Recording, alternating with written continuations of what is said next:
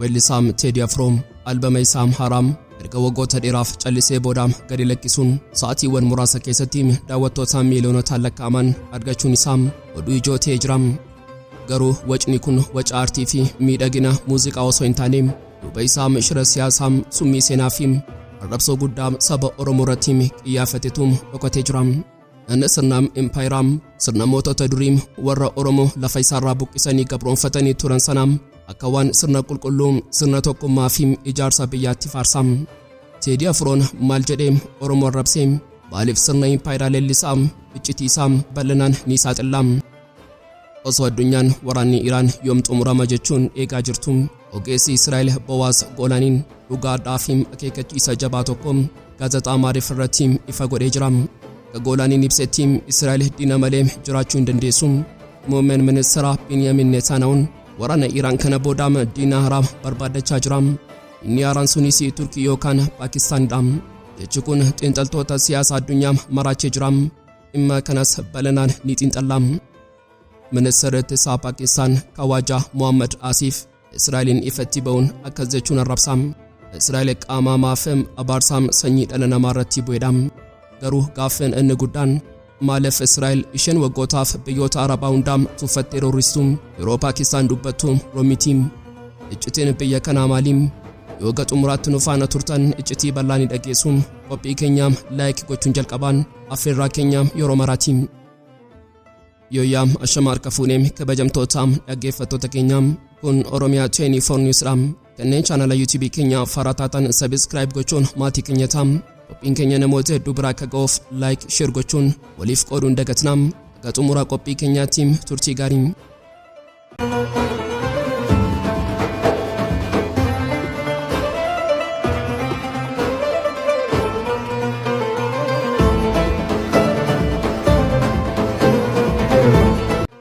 Kaleessaam toora miidiyaa hawaasaa fi YouTube irratti waca guddaatu ture. Weellisaa Teedii Afroo albama isaa Har'a erga waggoota dheeraaf callisee booda gadi lakkisuun sa'aatiiwwan muraasa keessatti daawwattoota miiliyoonotaan lakkaa'aman argachuun isaa oduu ijoo ta'ee jira. Garuu wacni kun waca aartii fi miidhagina muuziqaa osoo hin taane duuba isaa shira siyaasaa summii seenaa fi arrabsoo guddaa saba Oromoo irratti xiyyeeffatetu dhokatee jira. Namichi kun akkuma amala isaa kanaan dura sirba haaraa kanaanis haguuggii tokkummaa fi jaalalaa uffatee sirna dulloomaa fi dhukkuba saba Oromoo ta'e sana leellisuudhaan dhaloota abbaa biyyaa ta'e qeequu fi arrabsuutti deebi'ee jira. Sirba isaa kana keessatti walaloon inni fayyadamu jechoota mimmiidhagoo fi yeedaloowwan nama hawwatuun kan qindaa'e fakkaatus ergaan isaa inni dhugaan afaan damma dibamee summii nama obaasudha. Inni sirna impaayiraa sirna mootota durii warra Oromoo lafarraa buqqisanii gabroonfatanii turan sana akka waan sirna qulqulluu sirna tokkummaa fi ijaarsa biyyaatti faarsa. Yeroo inni sirna sana faarsuun kallattiin saba Oromoo fi saboota biroo warra sirnichaan miidhamaa turan arrabsaatii jira. Nuti warra seenaa qabnudha. Isin warra seenaa diiguudha. Nuti warra biyya ijaareedha. Isin warra biyya kuffisuudha.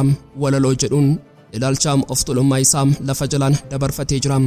Daawwattoonni miiliyoonotaan lakkaa'aman sirba kana yeroo dhaggeeffatanii harka walitti rukutan wanti dhugaan rukutamaa jiru madaa dhiigaa uummata Oromooti. Mee sirna inni bara barii fi bara qulqulluu jedhee afaan guutee faarsu kun Oromoof maal ture? Sirni inni leellisu kun sirna waraanaa fi weeraraa sirna nafxanyaa fi faashistootaa ture. Yeroo mootonni inni sirba kanaan faarsuun dachee Oromoo weeraran abaaboo fi nagaa qabatanii dhufne. Qawwee ibiddaa fi dhiiga qabatanii kan dhufan yoo ta'u, qotee bulaan Oromoo inni dachee isaarratti nagaan loon isaa tikfatuu fi midhaan isaa facaafatu humna waraanaatiin qe'ee fi qabeenya isaarraa humnaan buqqifamee lafa isaa dhabee lafa ofii isaarratti garbatee dacheen isaa irraa saamamee warra qawwee baatanii dhufaniif raabsamee aadaan isaa afaan isaa fi eenyummaan isaa akka xuraawaatti ilaalamee akka badu taasifamee.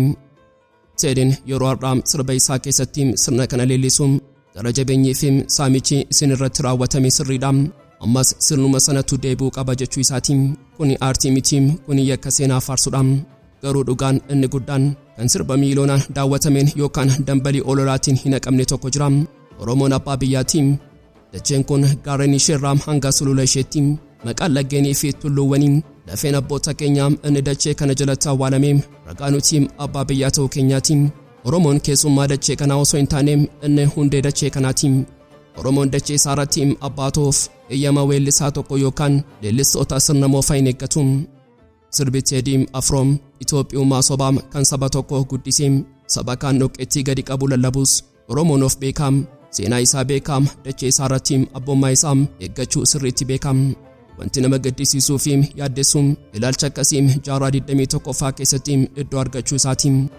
Dhaloonni har'aa inni walqixxummaa, dimokiraasii fi mirga namoomaatti amanuu qabu. Sirba weerartootaa fi dhiigaa dhangalaasan faarsuu dhaggeeffatee yeroo machaa warguun biyyattiin hagam dhukkuba seenaa keessaa ba'u akka dadhabde agarsiisa. Lakkoofsi viyuu miiliyoonaa sun ragaa dhugaa miti. Ragaa baay'ina namootaa ammayyuu abjuu impaayera kutee sanaam hawwaniiti. Aartiin dhugaan madaa fayyisaa walitti dhufeenya uumaam haqa dubbataa. Aartiin Teedii garuu madaa tuqaa seenaa kijibaa dhugoomsuuf dhamaa. Cunqursaa fi saamichaa akka gootummaatti dhiyeessaa. Aartii dhugaa osoo ta'e dhiigaa qotee bulaa Oromoo dhangalee lafee lafatti hafee fi haadholii morma caban sanaaf bu'aa ture. Garuu inni warra dhiiga dhugaa machaan faarsuu filatee jira. Sirbi kun olola summaa hawaasa gidduutti jibbaa facaasuudha. Oromoon aartii dhugaa ni jaallataa ni kabajaa garuu aartii eenyummaa isaa fi dhugaa seenaa isaa xureessuun ofirraa fageessuun sirriitti beekama. Akka uummataatti mormiin keenya namicha qofa irratti osoo hin taane sirna inni bakka bu'uu fi deebisuuf dhama'u irrattidha. Nuti saba nagaa fi walqixxummaa jaallatu garuu abbaa biyyummaa keenya irratti yeroo shiraxaxan nuti gaachanaa dachee keenyaati. Walumaa galatti Oromoon sirna qawwee fi dhukaasaan dhufe sirna dachee isaarraa isa buqqisee dhiiga isaa dhangalaasee sanayyuu qabsoo hadhaa'aa fi wareegama qaaliitiin ofirraa kuffisee awwaalee as ga'ee jira. Sirni qawween kun sirbaa fi walaloo gowwoomsaatiin deebi'een ka'u Teedii Afroo fi warri akka isaa yaadan osoo abjuu dhukkubaa fi moofaa keessa jiraatanii osoo qotee bulaa Oromoo fi eenyummaa isaa arrabsanii dhumarratti dhugaa ifa jiru. Oromoon abbaa biyyaa fi utubaa gaanfa Afrikaa ta'uusaa liqimsuuf dirqamu. Dacheen kun kan warra dhiigaa fi lafeetti kafalanii ishee eeganiitti malee kan warra ishee saaman faarsanii miti. Osoo addunyaan waraanni Iraan yoom xumurama jechuun eegaa jirtu ogeessi Israa'el Bowaaz Golanii dhugaadhaaf akeekkachiisa jabaa tokko gaazexaa Maariv irratti dabarsee jira. Haasaan Golanii kun haasaa dippiloomaasii dilee yookaan dhibdee miidiyaa miti. Inni akeekkachiisa tarsiimawaa gadi fageenya qabuu fi ho'iinsa waraanaaraaf kellaa saaqudha. Akka Golaniin ija jabeenyaan ibsetti Israa'el diina malee jiraachuu hin dandeessu. Muummeen ministeera Biniyaamin Netanyahuun waraana Iraan kana booda diina haaraa barbaaddachaa jira. Diinni haaraa sunis Turkii yookaan Paakistaanidha. Jechi kun xiinxaltoota siyaasaa addunyaa maraachee jira. Tel Aviv dhiibbaa keessoo ishee dhoksuu fi imaammata babal'achuu ishee itti fufsiisuuf yeroo hundaa balaa alaa uumtee uummata ishee dammaqsuu qabdi.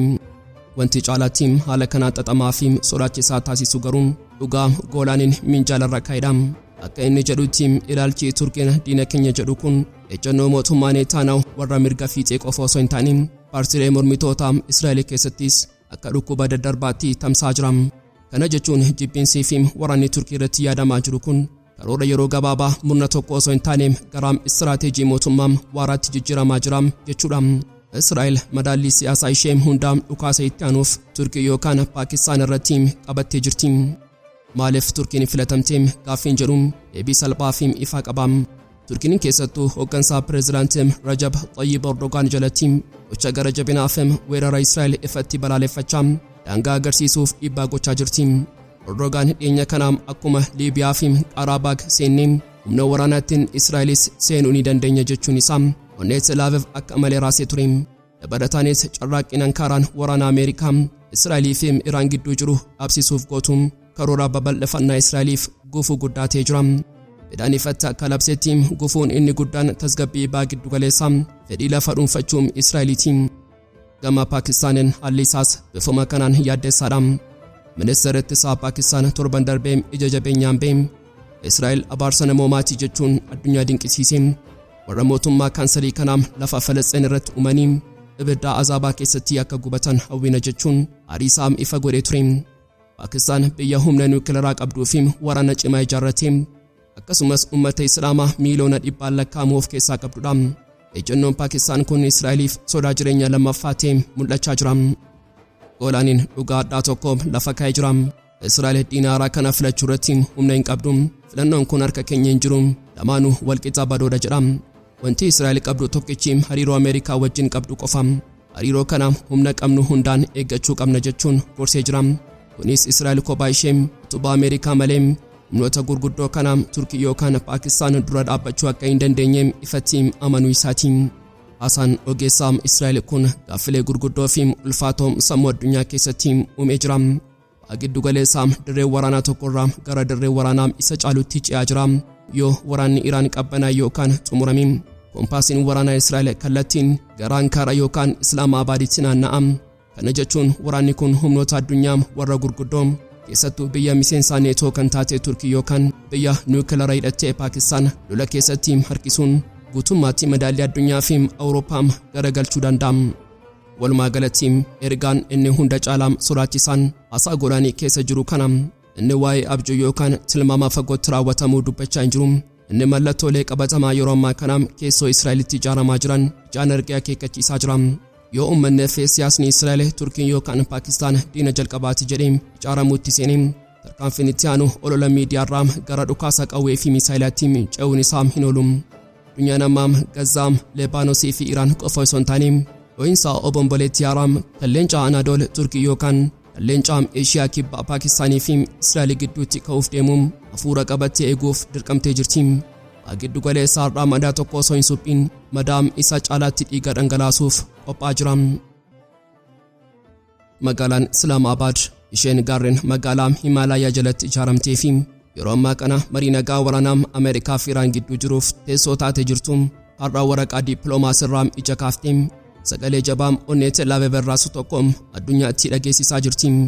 Israa'el quba ishee Paakistaanitti qabuu isheetiin wanta dagatti tokko qabdi. Biyyi Xiinxala marii kana qopheessitee Paakistaan biyya Arabaa isheen yeroo hunda sodaachiftee jilbeenfachiisu miti. Isheen leenca Islaamaa abbaa boombii niwukileeraati. Maaliif Israa'el isheen waggootaaf biyyoota Arabaa hunda tuffattee roorrisuun yeroo Paakistaan dubbattu rommiti? Iccitiin biyya kanaa maali? Deebiin isaa seenaa teeknooloojii waraanaa fi ija jabina saba kanaa keessa jira. Mee iccitii sodaa Israa'el kana tokko tokkoon haa xiinxallu. Tokkoffaan boombii Islaamaadha. Paakistaan biyya addunyaa Islaamaa 50 ol ta'an keessaa biyya tokkitti meeshaa niwukileeraa of harkaa qabdudha. Seenaan boombii kanaa baay'ee ajaa'ibaa fi gootummaan kan guutamedha.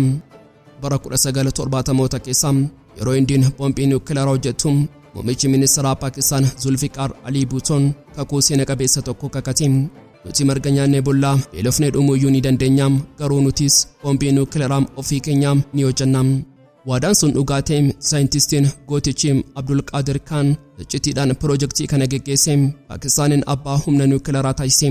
Har'a Paakistaan mataa waraanaa niwukileeraa 170 ol of harkaa qabdi. Israa'el yeroo hundumaa biyyoota Arabaa kan tuffattuuf niwukileeraa of harkaa waan qabduuf ture. Garuu Paakistaan duratti madaalliin sodaa kun guutummaatti kufee jira.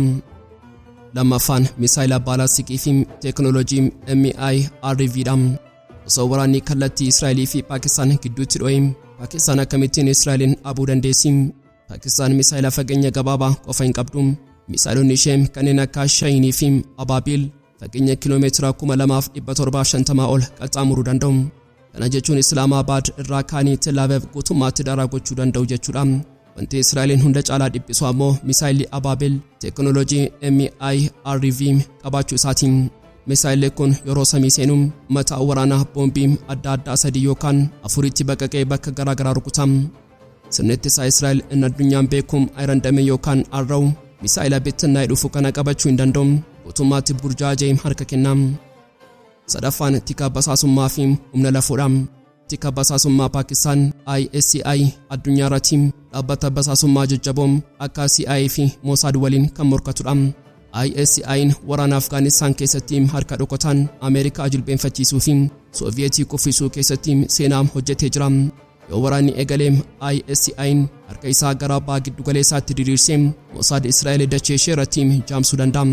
Dabalataan waraanni lafoo Paakistaan loltoota miiliyoona 1 ol kan qabu warra waraana gaarrenii fi waraana hammaataa Indii waliin godhaniin qaramanii fi dhiigaan bilchaatanidha. Afuraffaan seenaa gootummaa paayilotoota Paakistaan FM Israa'el. Tarii namoonni tokko tokko Paakistaan fagootti argamti akkamitti Israa'elin loluu dandeessi jedhanii gaafachuu danda'u. Garuu seenaan dhugaa biraa dubbata. Waraana Arabaa fi Israa'el kan bara 1967 fi bara 1973 keessatti yeroo loltoonni Arabaa dadhabanii harka kennatanitti paayiletoonni waraanaa Paakistaan tololtummaan gara Joordaan, Siiriyaa fi Masrii deemanii xiyyaara waraanaa oofaa turan. Paayiletiin Paakistaan gootichi Seiful Azam jedhamu waraana sana keessatti xiyyaarota waraanaa Israa'el sadii fiixee samii irratti wal duraa duubaan kuffisuun seenaa addunyaa keessatti galmaa'ee jira. Israa'el har'as seenaa paayilotootaa ergamoota du'aa kan Paakistaan kanaa hin irraanfanne. Mi'a amma gara haala yeroo ammaa kanaatti adeemnu waraanni Ameerikaa feeraan guyyoota 40 godhame har'a Islaamabaad keessatti yeroof dhaabbatee jira. Osoo dhuguma waraanni kallattiin Israa'elii fi Paakistaan gidduutti dho'e maaltu uumama?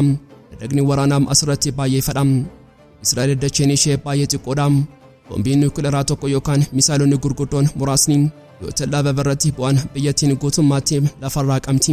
Paakistaan garuu dachee bal'aa gaarreen gurguddaa fi uummata miiliyoona 240 ol qabdi.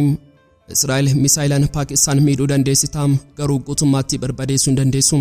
Paakistaan garuu deebii kennituun Israa'elin kaartaa addunyaarraa haquu dandeessi. Kanaafuu Israa'el Paakistaanitti duutuu dandeessi malee gonkumaa ciniinuu hin dandeessu.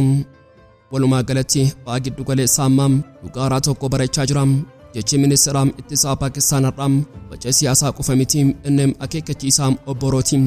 Israa'el isheen waggootaaf uummata dhagaa darbatutti qawwee dhukaasaa of jechuun har'a biyya teekinooloojii MIRV fi boombii nuukileeraa hidhattee dura dhaabbattee romaa jirti. Egaan kabajamtoota dhaggeeffattoota Oromiyaa 24 News qophii guyyaarraaf qabannee dhiyaannee asuma irratti goolama. Kanneen chaanala YouTube keenyaaf haaraa taatan subscribe gochuun maatii keenya ta'aa. Qophiin keenya namoota hedduu bira akka ga'uuf like share gochuun waliif qooduun dagatina. Akka xumuraatti waan nu faana turtaniif galatooma.